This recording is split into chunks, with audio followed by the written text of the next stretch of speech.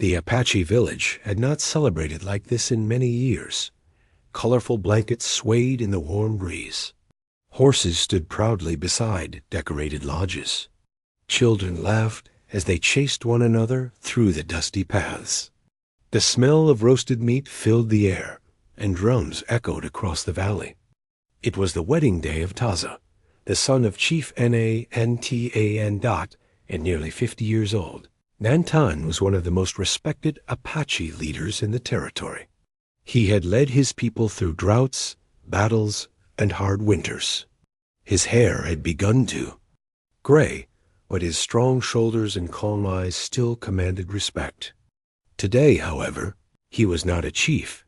He was simply a proud father, watching his only son begin a new life.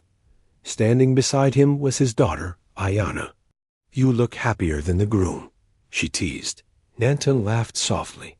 "Perhaps I am." The drums grew, louder as guests from neighboring settlements arrived throughout the afternoon. Then, just before sunset, a lone rider appeared on the western trail. Few people noticed at first, but Nantan did. Something about the rider felt familiar. The horse moved slowly, as if it had traveled a great distance. The rider wore a long, dark cloak that concealed most of her face. As she approached the village entrance, conversations began to fade. The stranger Disem Ounted got an older woman stepped forward to greet her. The rider lowered her. Hood. Nantan froze. The world around him seemed to disappear. The drums, the laughter, the wedding. Everything vanished. Only one face remained. Elena. His first love. The woman who had shattered his heart 30 years earlier. The woman he had never stopped thinking about. The woman who had disappeared from his life without explanation. A gasp escaped his lips. For a moment he wondered if he was dreaming. Elena looked older now. Silver streaks crossed her dark hair. Time had left gentle lines on her face, yet her eyes were exactly the same. The same eyes that had once promised him forever. The same eyes that had vanished one morning without goodbye. Their gazes met. Neither spoke. Around them, confused villagers looked from one to the other. Ayana noticed her father's expression. "Father?" Nantan did not answer. His heart was pounding harder than it had during any battle. After several seconds, Elena finally spoke. "Hello, Nantan." The sound of her voice reopened wounds he believed had healed long ago. "What are you doing here?" he asked quietly. Elena lowered her eyes. "I came because I needed to see you." Nantan's jaw tightened. "After 30 years?" Pain flashed across her face. "Yes." Before he could reply, Taza approached. "Father, who is she?" Neither answered immediately. Finally, Nantan said, "A ghost from another life." The words struck Elena like an arrow. Night began to fall. The wedding celebration continued, but an invisible tension settled over the village. Elena was offered a place to stay for the night. Nantan wanted to refuse. Yet, Apache tradition would not allow him to turn away a traveler, especially not on a wedding day.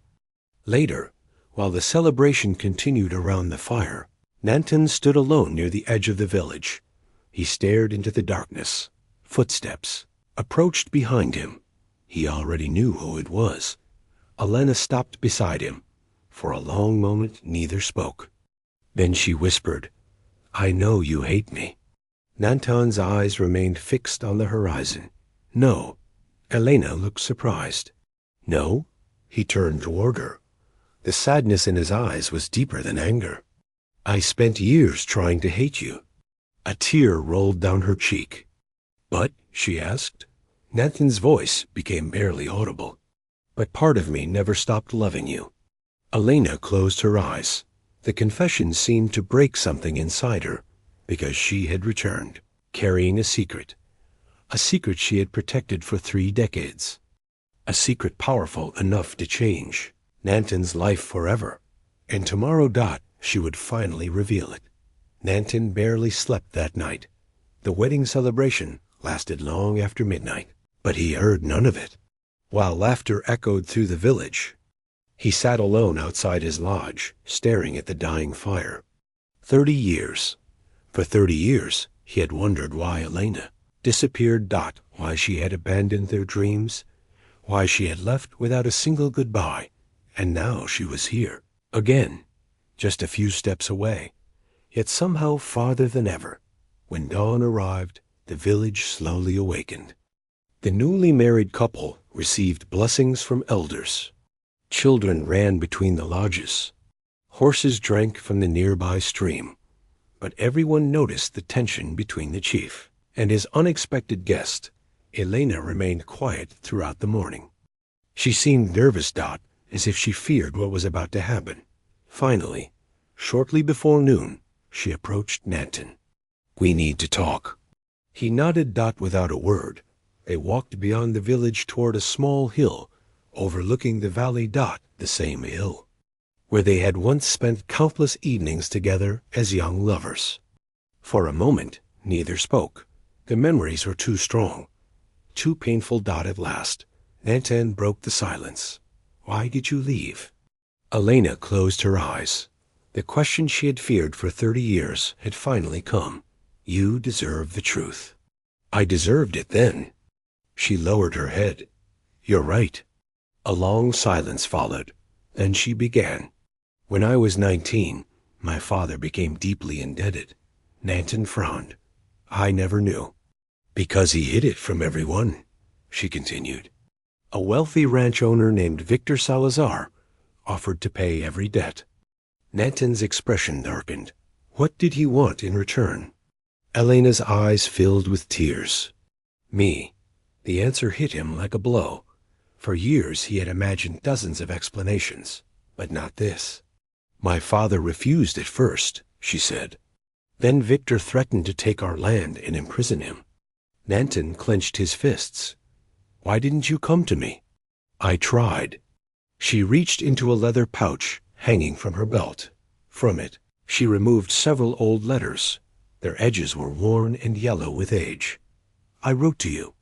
Nanton stared. "What are those?" "Letters?" His heart skipped a beat. "I sent 12 of them." She handed them to him. His hands trembled as he opened the first. Every letter was addressed to him. Every letter explained the truth. Every letter begged him not to think she had stopped loving him. Nanton looked up in shock. "I never received these." Elena nodded sadly. "I know." A cold realization crossed his face. Someone intercepted them. Victor did. For a moment, neither spoke. 30 years of anger suddenly began to crumble, not disappear, but crack. Everything he had believed was incomplete. Everything. Tears filled Elena's eyes. "I married him to save my family." Nanton stared at the valley below.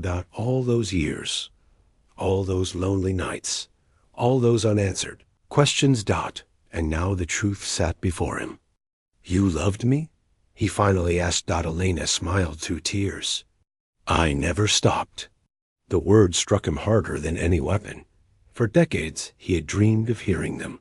Yet now they brought sorrow instead of peace, because so much time had been lost. "So why come back now?" he asked. At once, Elena's expression changed. The sadness deepened. This was the real reason she had returned.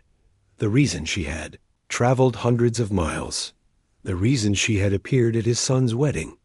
"My husband died 2 years ago." Nanton remained silent. "He left me wealthy. I don't care about money." "I know." She took a deep breath. Then she revealed the first secret she had carried all these years. Before he died, Victor confessed something. Nanton's eyes narrowed. "What?" Elena hesitated. Her hands trembled. The answer was clearly difficult. Finally she whispered, "The debt that destroyed our lives was a lie." Nanton froze. "What?" "My father never owed him anything."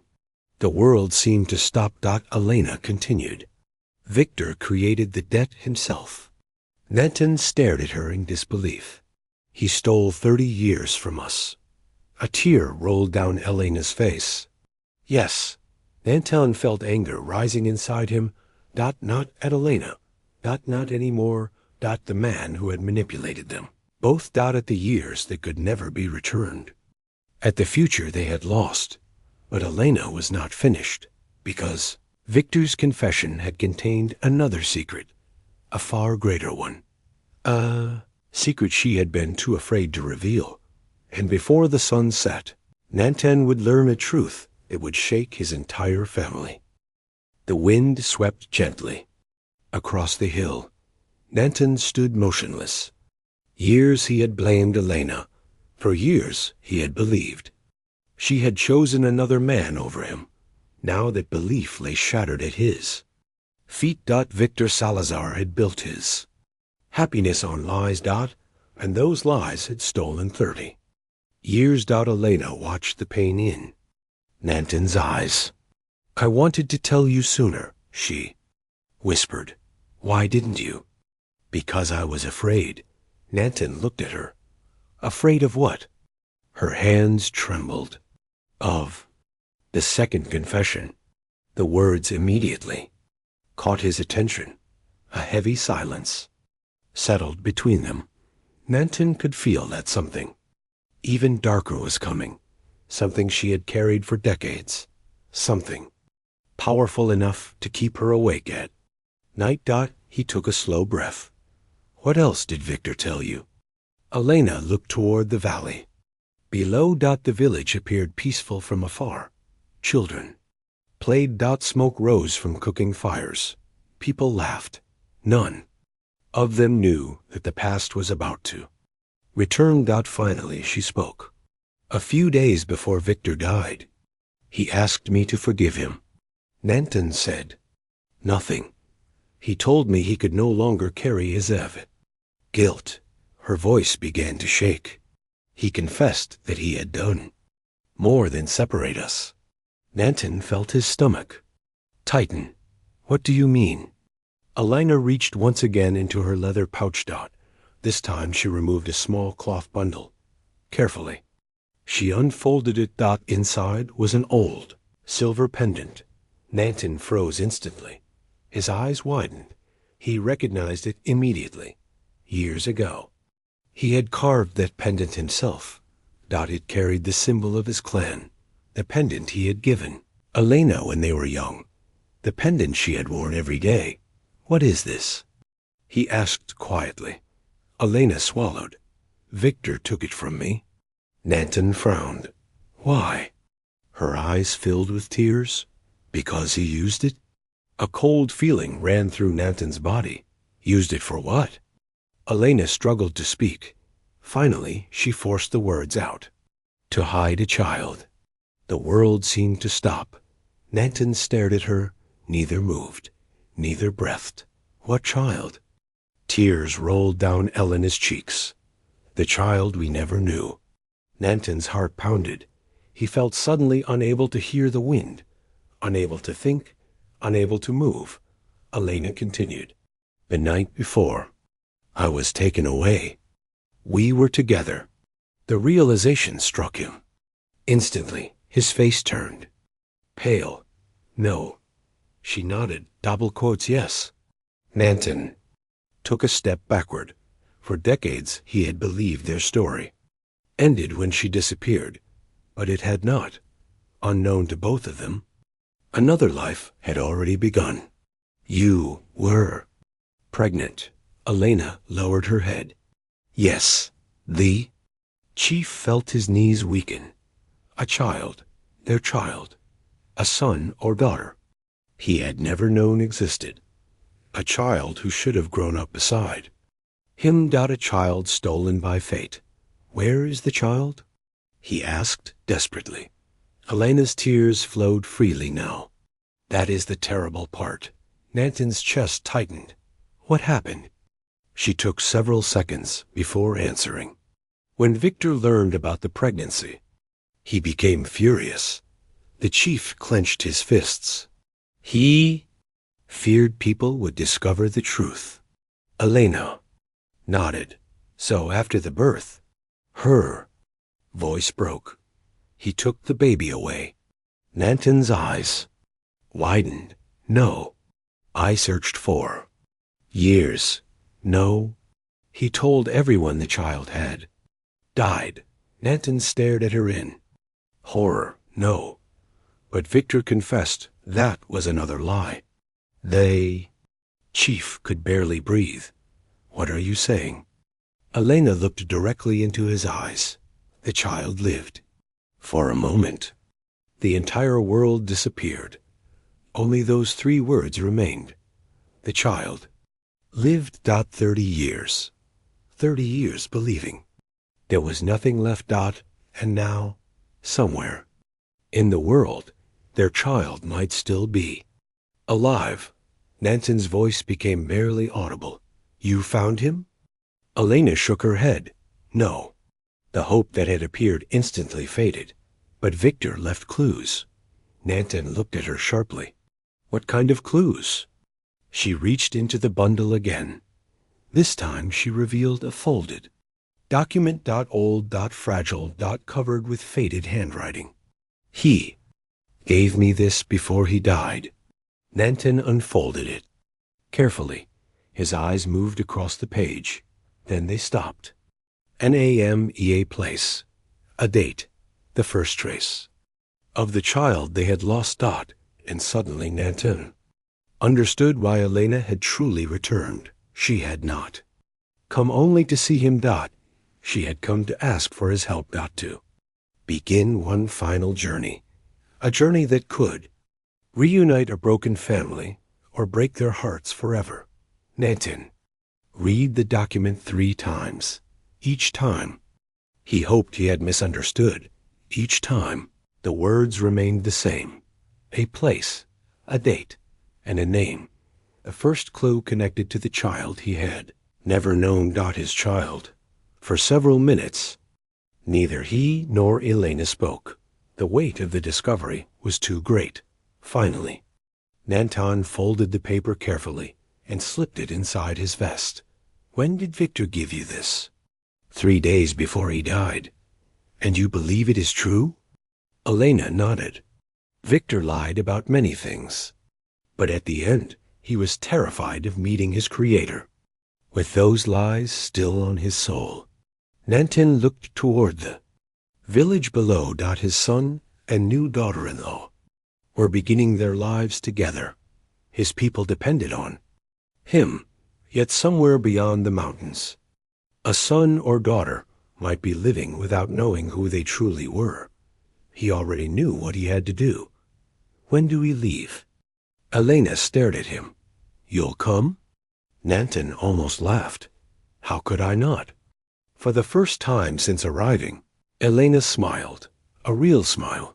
The same smile Nanton remembered from long ago. For a brief moment, 30 years disappeared. Then reality returned. The search would not be easy. The clue pointed toward an old frontier settlement nearly 200 miles away. A place where traders, ranchers, soldiers, and drifters crossed paths. A place full of strangers and secrets. That evening, Nanton gathered his family, Taza, Ayana, and several trusted elders sat around the fire. Everyone listened as he explained part of the truth, not all of it. Some wounds were still too fresh. I must leave for a time. Nanton said. Taza looked surprised. Now? Just after the wedding? Yes. Is it dangerous? Nanton smiled slightly. It may be. Ayana studied her father's face. You are searching for something. He nodded. Someone. They. Young woman exchanged a glance with Elena. She was intelligent enough to understand that this journey involved the mysterious visitor. Yet she asked no further questions. Instead, she stood and embraced her father. Come back safely. I will. The following morning, before sunrise, Nanton and Elena departed. Only a handful of people watched them leave. The sky glowed orange behind distant mountains. For several hours they rode in silence.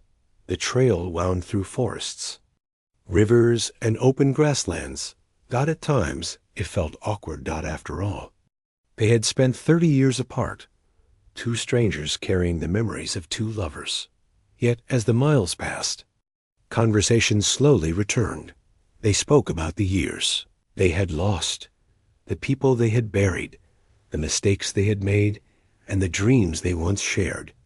Late on the third day, they stopped beside a river while Nanton prepared a small fire. Elena sat watching the water. "You never married?" she asked softly.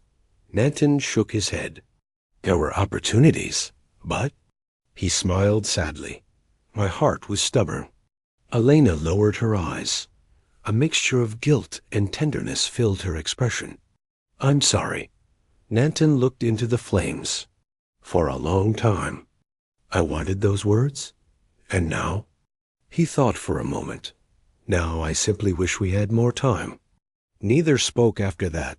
The silence itself said enough. The next afternoon, they finally reached the settlement named Inn. Victor's document. Dusty streets stretched between wooden buildings. Wagons crowded the square. Merchants shouted. Children ran through the mud. Nanton immediately felt uneasy. Something about the place felt wrong. As if invisible eyes were watching. The clue led them to a small church. Near the edge of town, an elderly priest welcomed them inside. When Nanton showed him the document, the old man's expression changed instantly. Recognition, fear, and something else. Regret. Double quotes. "You know this name?" Nanton asked. The priest nodded slowly. "I do." Elena's heart began to race. "Then tell us." The old man hesitated. His hands trembled. Finally he whispered, "I prayed I would never see this paper again." Nanton stepped closer. "What does that mean?" The priest looked directly at them. "Because 30 years ago, I helped hide that child." Both Nanton and Elena froze. The room suddenly felt smaller. The priest's eyes filled with sorrow. "I thought I was protecting the baby."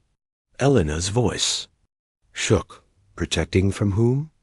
The old man swallowed. Hard. Then he delivered words neither of them expected. From Victor Salazar. The mystery had just grown far. Deeper. Because the priest knew exactly what had happened to their child. And someone else had learned. They were asking questions. Outside the church, a stranger stood watching through a window. Then he quietly mounted his horse and rode away. The church fell silent. Nanton and Elena stared at the old priest, hardly daring to breathe. For years they had lived with uncertainty. Now, at last, someone knew the truth. The priest slowly sat down on a wooden bench. His face looked older than before. As if carrying this secret had aged him for decades. "What happened to our child?" Elena whispered. The priest closed his eyes. "Victor brought the baby to me during a storm." Nanton's jaw tightened. "Why?" "He claimed the child's mother had died." Elena shook her head immediately. "A lie?" "Yes." The old man nodded. "Sadly, I learned that later," he continued. "The baby was only a few weeks old. Victor ordered me to send him far away where nobody would ever find him." Nanton felt anger rising inside him. "And you obeyed?" The priest lowered his head. "At first." The chief's eyes narrowed. "At first?" The old man looked at them. "Then I saw the pendant." He pointed to the silver pendant lying in Elena's hand. The baby was wrapped in a blanket. Hidden inside was that symbol. Nanton immediately understood. The symbol of his clan, proof of the child's true heritage. I realized Victor was hiding something. The priest sighed.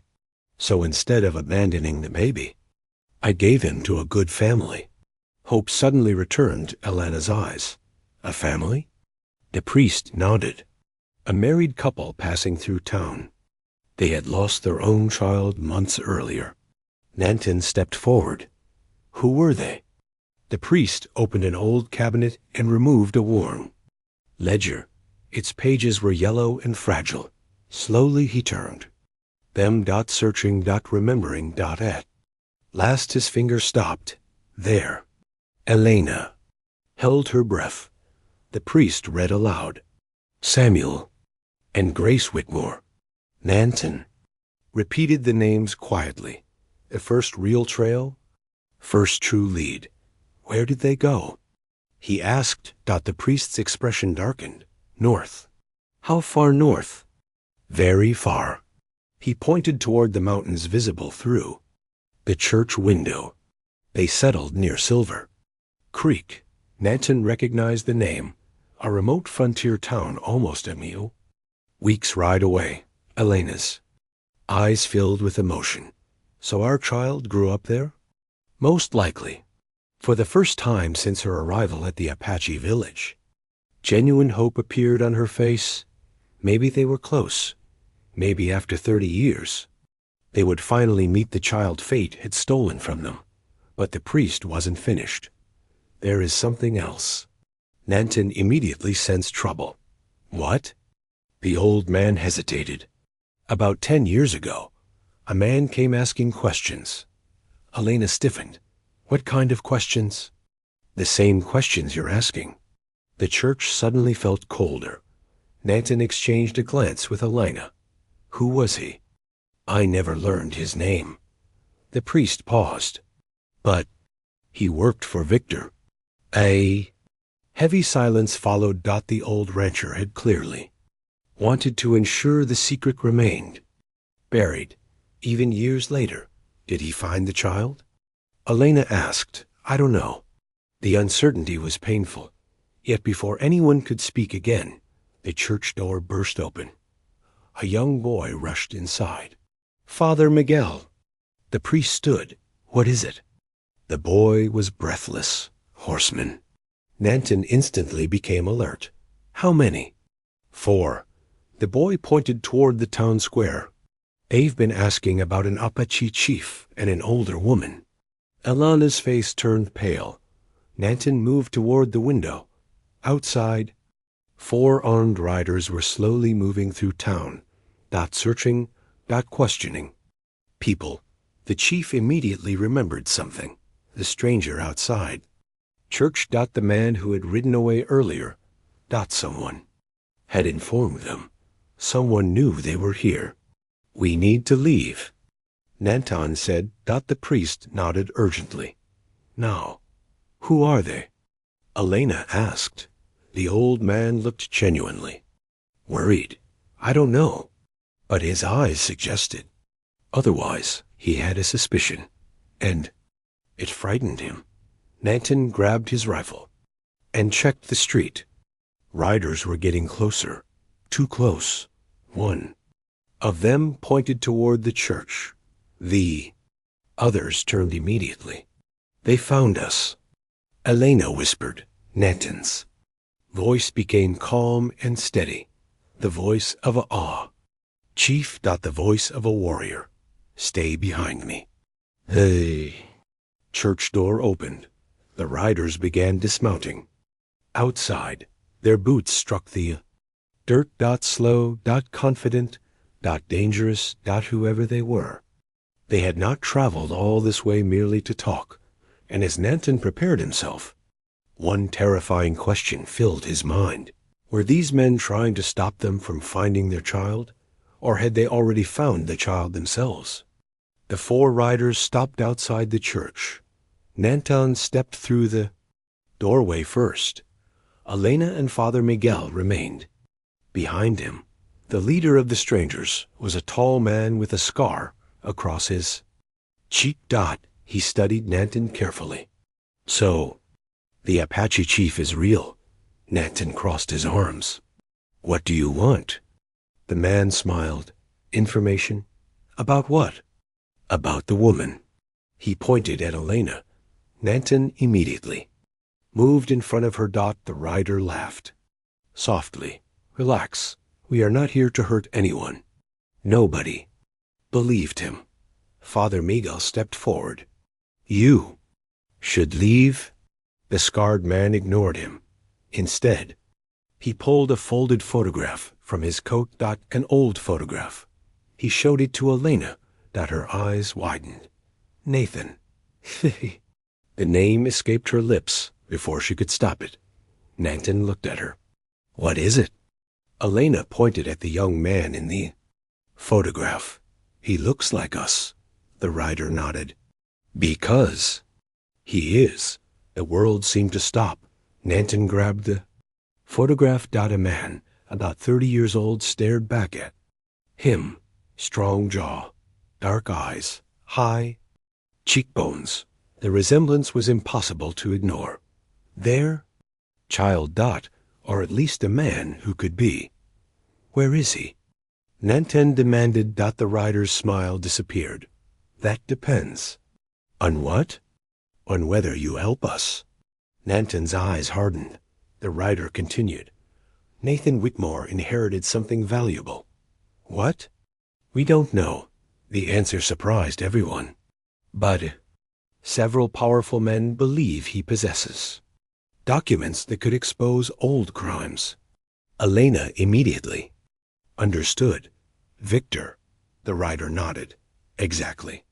Nanton folded the photograph. Where is Nathan? The writer hesitated. Silver Creek. The same place Father Miguel had mentioned. For the first time, hope felt real. Their child was alive, closer than ever. But before they could celebrate, the writer added one final sentence. Unfortunately, others are looking for him too. A chill ran through Elena. What happens if they find him first? The scarred man's expression became grim. Then Nathan Whitmore will not live long enough to learn who his real parents are. That night, Nanton and Elena left town immediately. They rode north beneath the stars, toward Silver Creek, toward the son they had lost, and toward a danger growing with every mile. 5 days later, Nanton and Elena finally reached Silver Creek. The town was larger than they expected. Wooden buildings lined the main street. Wagons rolled through the dust. Ranchers, merchants, and miners filled the sidewalks.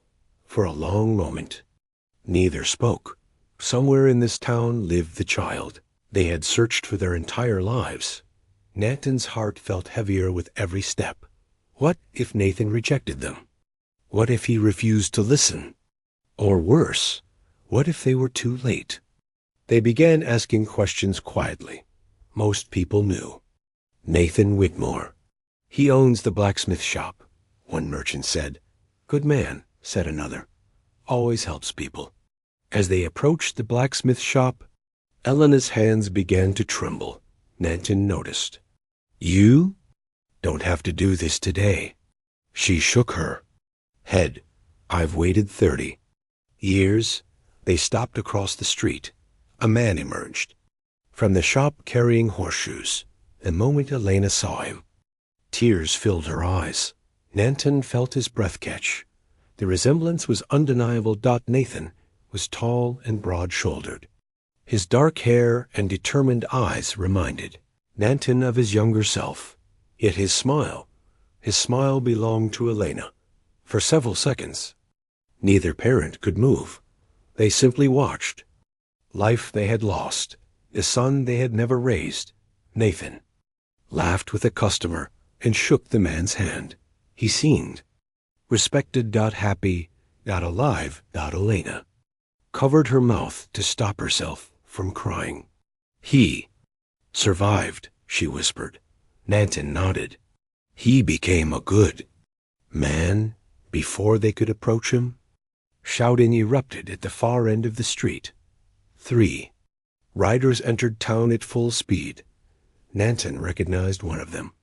Instantly, the scarred rider from the church. Something was wrong. The rider saw Nanton and galloped toward him. Chief.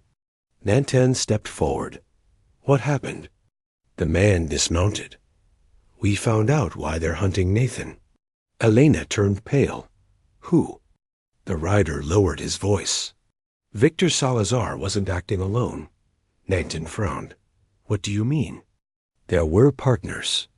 Powerful landowners. Men who stole land from settlers and ranchers through fraud. And threats. Victor had kept records of everything. Names.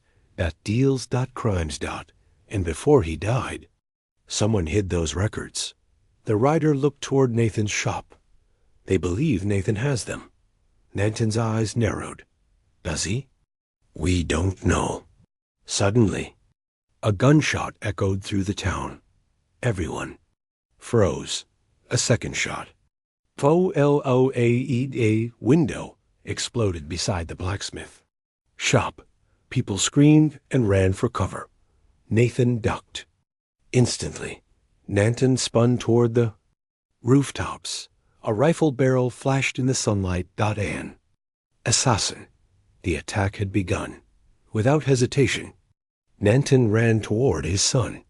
Nathan looked up in confusion as the Apache chief tackled him.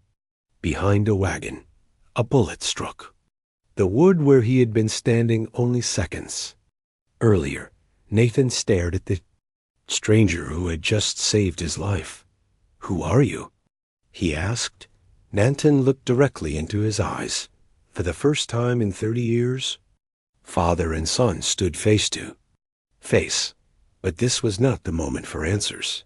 More. Gunshots rang through Silver Creek, and the men hunting Nathan were closing in. Gunfire echoed through Silver Creek. People rushed into buildings. Horses panicked. Dust filled the street. Nanton remained beside Nathan. Behind the wagon, another bullet struck the wood above their heads. Nathan grabbed his rifle. Who are these men? They're after you, Nanton replied. Nathan frowned. Why? No time. The Apache chief quickly looked. Around. Two gunmen were advancing through the street while a third remained on a rooftop. Scarred rider and his companions returned fire. The town had become a battlefield. Nathan moved to stand. Nanton grabbed his arm. Stay down. Nathan pulled free. I'm not a child. The words hit Nanton harder than he expected. 30 years he had missed every moment of his son's life. His first steps, his first horse, his first hunt. Anything. Yet here stood a grown man who knew nothing about him. Together they moved between buildings while bullets flew around them. The gunmen were getting closer. One finally reached the blacksmith shop and kicked open the door. Moments later he emerged, carrying a metal box. I found it.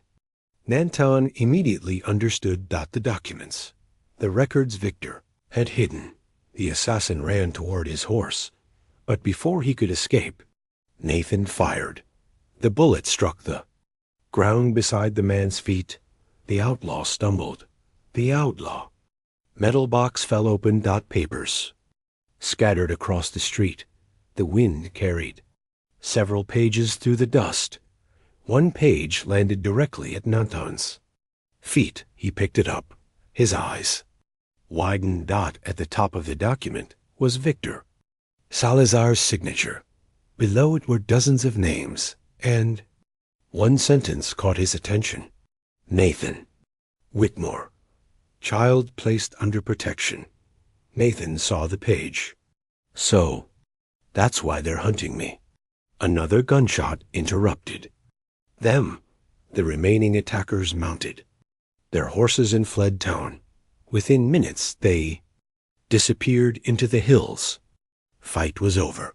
For now. Nathan slowly turned toward Nanta. For several moments neither spoke. Finally Nathan asked, Why are you helping me? Nanton struggled to answer. Elena approached from across the street. Tears filled her eyes. Nathan looked at her, confused. You too know something. Neither replied immediately. The silence itself became an answer. Nathan studied their faces. The same dark eyes, the same features. Suddenly a strange expression crossed his face. Realization. Impossible. Yet undeniable. What is this? He whispered. Elena began to cry. Nathan.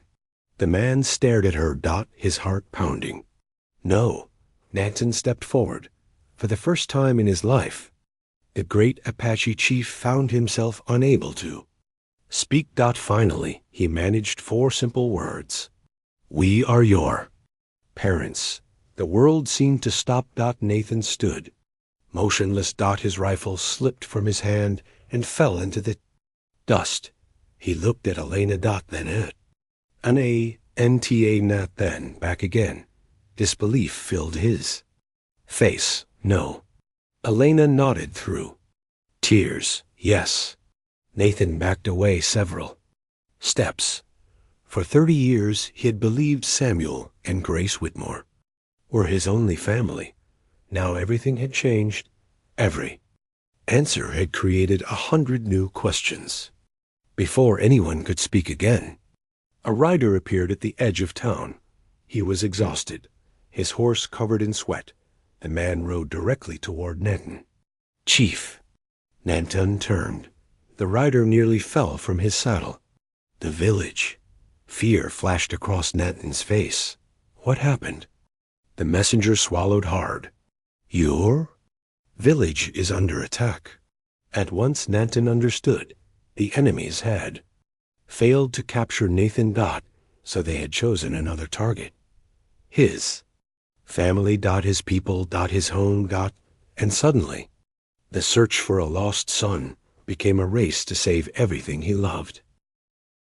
Nanton wasted no time. Within minutes, he, Nathan, Elena, and several allies were riding south toward the Apache village. The journey felt endless. Every mile increased Nanton's fear. His son Taza, his daughter Ayana, his people prayed they were still safe. Nathan rode beside him in silence. Revelation still echoed in his mind. We are your parents. He wanted answers. Thousands of them. Yet looking at Nanton, he saw something familiar. The same determination. The same stubborn courage. For the first time, he wondered if blood truly mattered. Late the following day, smoke appeared on the horizon. Nanton's heart sank. The village. They pushed their horses harder. When they finally reached a nearby ridge, the scene below filled them with horror. Several lodges were burning. Armed men moved through the village, but the Apache warriors were still fighting. Taza stood at the front, leading the defense. Pride filled Natan's heart. My son, he whispered. Nathan looked at him. Then toward Taza.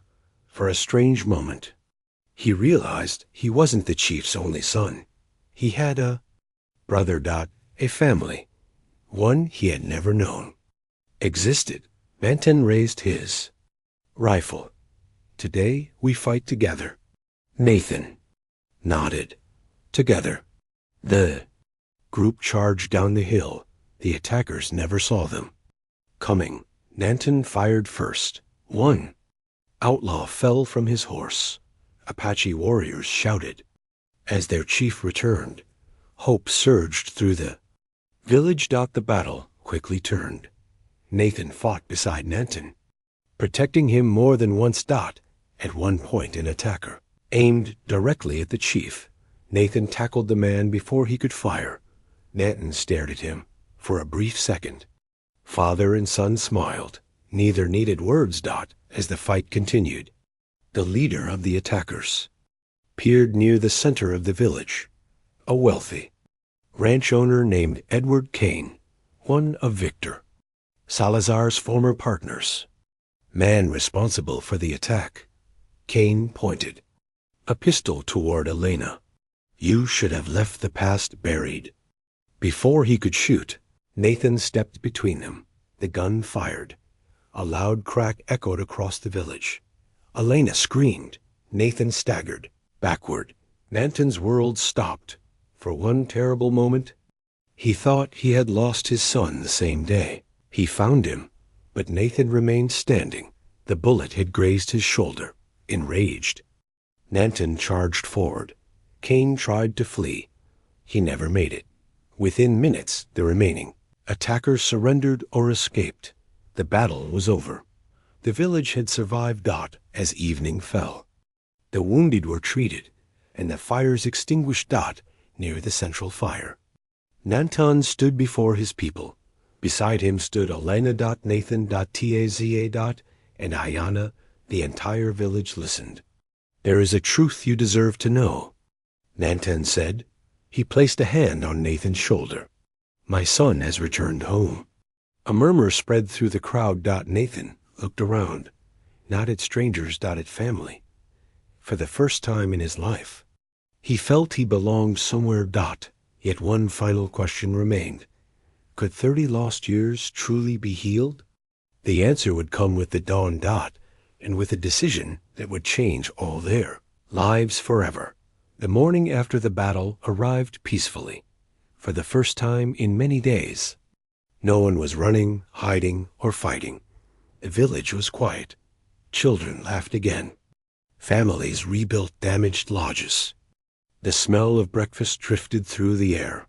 Life was returning. Nanton stood alone on the hill, overlooking the valley. The same hill where he and Elena had spoken. After her unexpected arrival, footsteps approached. He smiled before turning around. He already knew who it was. Elena. For a moment, neither spoke. The years between them seemed to disappear. "I almost lost him," Nanton said softly. Elena nodded. "So did I?"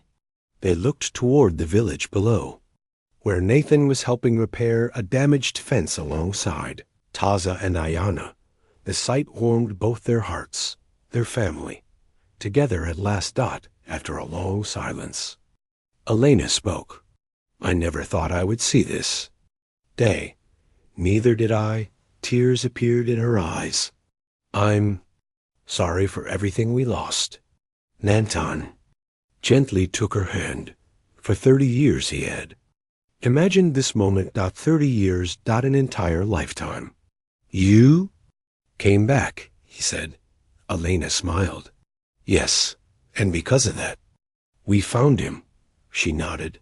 "And I found you." That afternoon, the village gathered for a celebration. Not a wedding, not a victory feast. Something even more special. A family reunited. Nathan stood before the tribe. For much of his life, he had wondered who he was. Now he finally knew. He looked at Nantan. Then at Elena. Then at the people surrounding him. "I grew up believing I was alone," he said. "But today I understand something." The village listened quietly. Family is not only the people who raise you, he smiled. It is also the people who never stop searching for you. Elena wiped away tears. Even Nanton struggled to hide his emotions. Then Nathan revealed his decision. "I want to stay." A murmur spread through the crowd. He continued, "I will always honor Samuel and Grace Whitmore. They raised me with love." He looked toward Nanton. "But this is my own too." The chief's eyes filled with pride. For the first time, father and son embraced. The crowd erupted in cheers. As the sun began to set, music filled the village. People danced around the fire. Children laughed. Hope returned. Much later, when the celebration had quieted, Nathan approached Nanton with a mischievous smile. "I think everyone is waiting for something." Nanton raised an eyebrow. "What?" Nathan glanced toward Elena. The wedding they should have had 30 years ago. Laughter erupted around the fire. Elena covered her face. Embarrassed, even Nanton laughed. For the first time in decades, his heart felt light. A few months later, beneath a clear blue sky, the entire village gathered once more, this time for a wedding. Nanton and Elena finally exchanged the promises that fate had stolen from them long Ago. Their children stood beside them. There. Friends surrounded them. And their future stretched ahead like an open trail. As the ceremony ended, Nantin looked at Elena and smiled. 30 years was a long wait. She squeezed his hand. But true love knows how to wait. Together they watched the sunset over the valley. Not as two people separated by fate, but as a family, finally made whole. And for the first time in many years, the past no longer hurt. Because love had found its way home.